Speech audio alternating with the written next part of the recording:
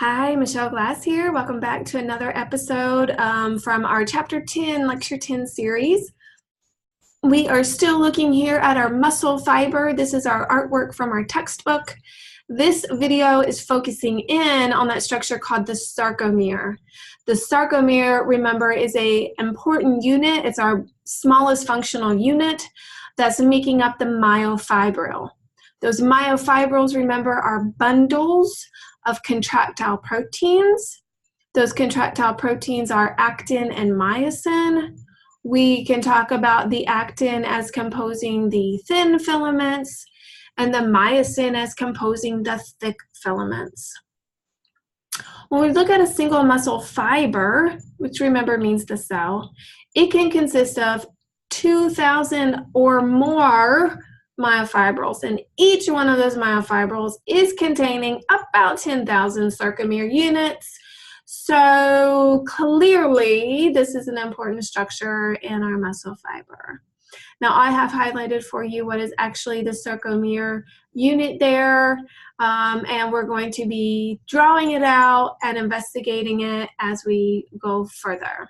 Okay, so we're going to build our drawing here of our sarcomere. Now remember, it's our smallest functional unit. This is where muscle contraction takes place. So this is going to be your new best friend, or you may totally hate muscle contraction and hate the sarcomere, but you need to know it anyway, right? Okay, so I'm drawing my border here. That is my myofibril, and then I'm drawing these two squiggly lines. Those squiggly lines there can be called Z-lines, and the sarcomere is described as extending from Z-line to Z-line. So we're drawing there one sarcomere unit. Okay, then let's draw in some thin filaments. Those thin filaments are composed pretty much of actin as our key protein. And I've drawn in there my I-band, which is only thin filaments. Because my next thing that I'm going to stick in here is my M line. Think of M for middle. This should go right in between your Z lines.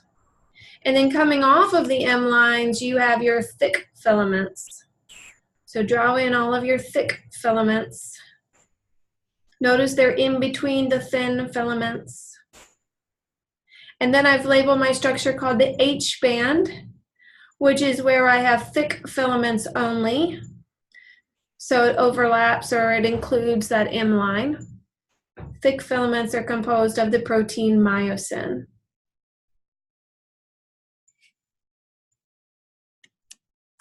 Okay, then in sticking your thick filaments, you should have drawn an area where the thin and the thick filaments overlap each other, and lucky for us, that structure is called the zone of overlap, so that's pretty easy.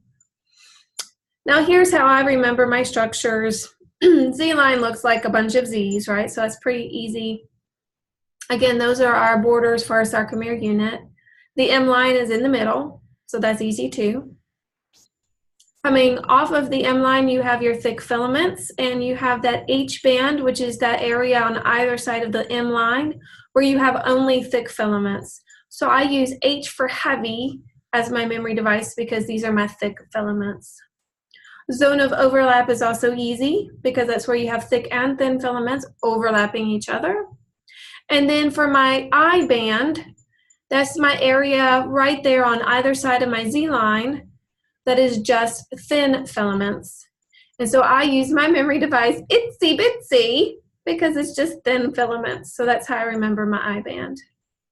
There's one more area we need to label, which is called the A-band. The A-band is extending from thick filament to thick filament. Now what we're going to see happening is that when the sarcomere contracts, we are bringing our Z lines closer and closer to each other, but we're not decreasing the length of our thin or our thick filaments. Instead, what we're going to see is that those filaments are going to overlap each other more. They're going to slide across. Let me do it this way. Slide across. So that A-band is always the same.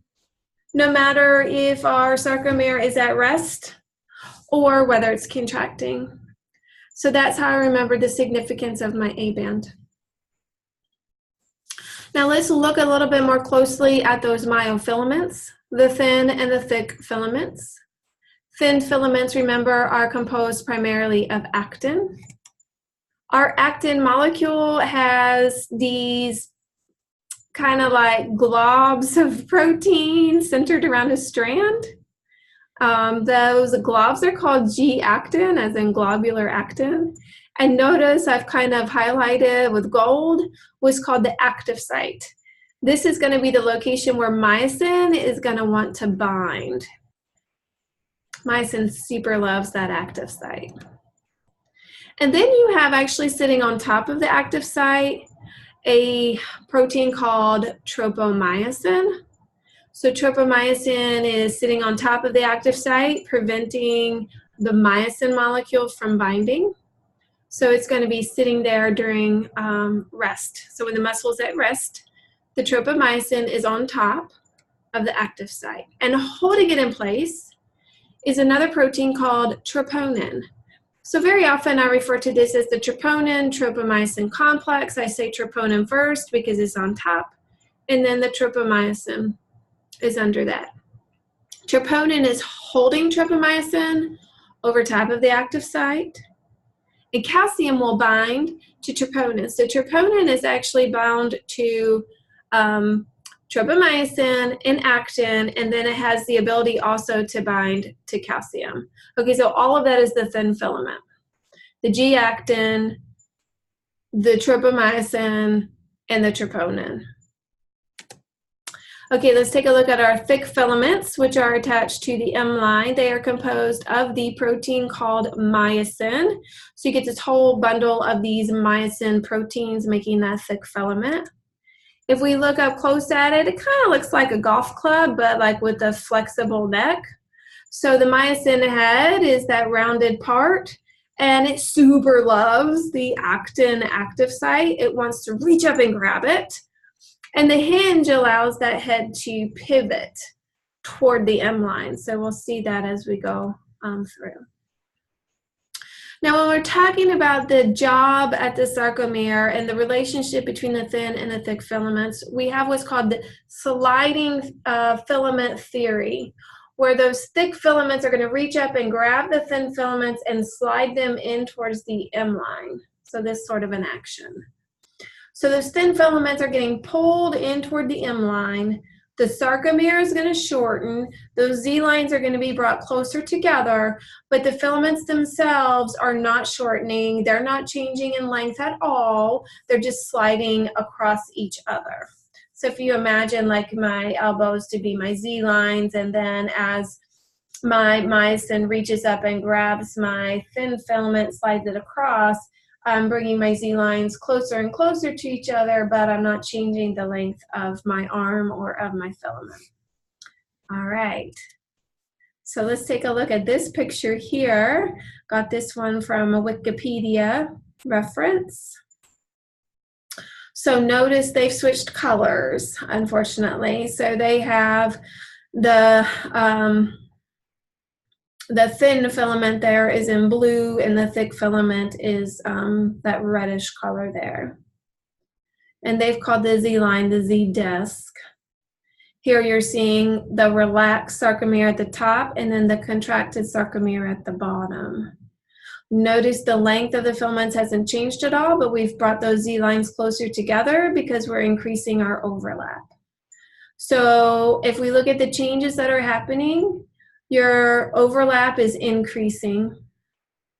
Your I band, your area that is just your itsy bitsy thin filaments, is getting smaller, it's decreasing. Your H zone, which is just your heavy thick filaments, is also getting smaller, it's decreasing. Our A band is always the same. So it's not changing because those thick filaments are not changing in length, then neither is the A band. So it's always the same. And here we're looking at how that plays out. Okay, that's it for now.